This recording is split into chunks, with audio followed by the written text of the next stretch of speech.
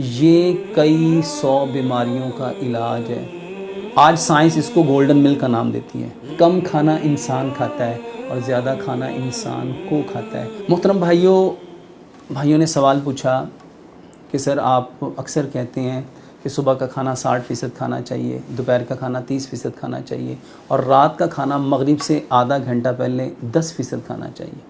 اب اتنی لمبی رات ہوتی ہے، گرمیوں میں تو چلو رات چھوٹی ہوتی ہے تو رات گزر جاتی ہے، لیکن سردیوں کی راتیں تو اتنی لمبی ہوں گی، تو اس میں کیا کریں گے؟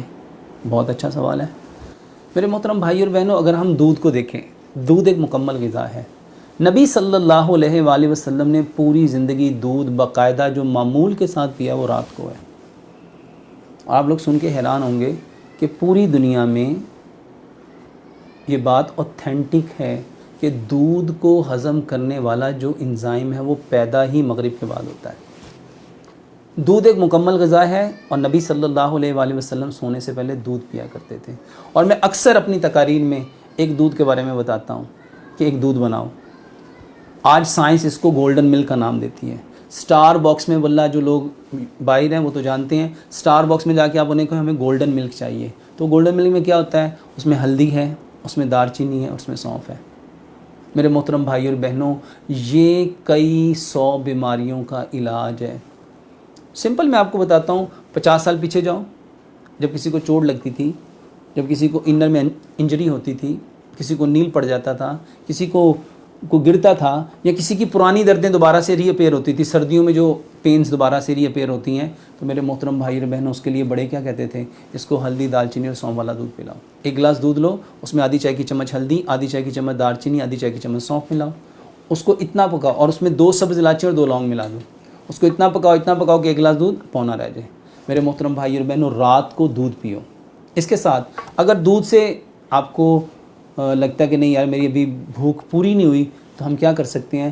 رات کے وقت میرے محترم بھائی اور بہنوں آپ لوگ فروٹ کھا سکتے ہیں۔ کون سا؟ جس کو ڈرائی فروٹ کہتے ہیں۔ اور آپ نے اکثر دیکھا ہوگا پوری دنیا میں ڈرائی فروٹس عموماً لوگ رات کو ہی کھاتے ہیں۔ میرے محترم بھائی اور بہنوں، یہ منیمم لینا چاہیے اور اس کو میکسیمم چبانا چاہیے۔ ہماری روٹین الٹ ہے، ہم میکسیمم لیتے ہیں اور منیمم چباتے ہیں، اور صبح جب ہم سٹول پاس کرتے ہیں تو اس میں سارے کا سارا انڈائجسٹو فوڈ پارٹیکل کے ساتھ وہ سارے کا سارا ڈرائی فروٹ ویسٹ کر دیتے ہیں۔ کم سے کم ڈرائی فروٹ کھائیے، اور جو میں اکثر کہتا ہوں ایک لقمے کو 32 بار چبانا سیکھیے۔ اور اس کے ساتھ میرے محترم بھائی اور بہنوں، پھر بھی اگر آپ کی بھوک ختم نہیں ہوتی تو جو کا دلیا، اس کو رات کو کھا سکتے ہیں۔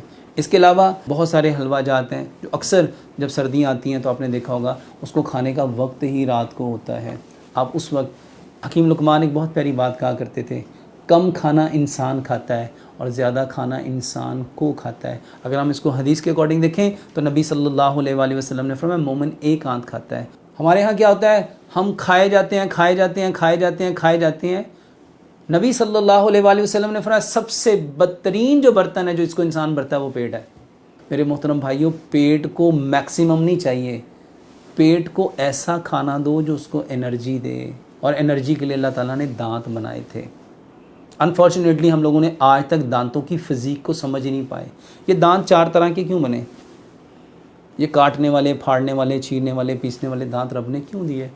یہ اس لیے دیے تھے کہ ہم اس کو میکسیمم چباتے۔ تو رات کے وقت کوشش کرنی چاہیے منیمم کھائیں لیکن اس کو میکسیمم چبائیں۔ جب آپ اس کو میکسیمم چبائیں گے تو برین، جب آپ کھانے کو چو کر رہے ہوتے ہیں تو وہ چبانا آپ کے برین کو اس بات کی انسٹرکشن دے رہا ہوتا ہے کہ اس نے بہت کھا لیا، اور آپ کی بھوک جو ہے وہ دھیرے دھیرے کم ہونا شروع ہو جاتی ہے۔ اللہ سے دعا کرتے ہیں اللہ سبحانہ وتعالیٰ ہمیں سب سے پہلے ان باتوں کی حقیقت کو سمجھنے کی، سمجھ کے عمل کرنے کی، اور عمل کر کے اس خوبصورت پیغام کو اس کائنات کے اندر بسنے والے جتنے کچے اور پکے مکانوں میں انسانوں تک پہنچانے کی توفیق عطا فرمائے۔ وما علینا الا البلاغ المبین۔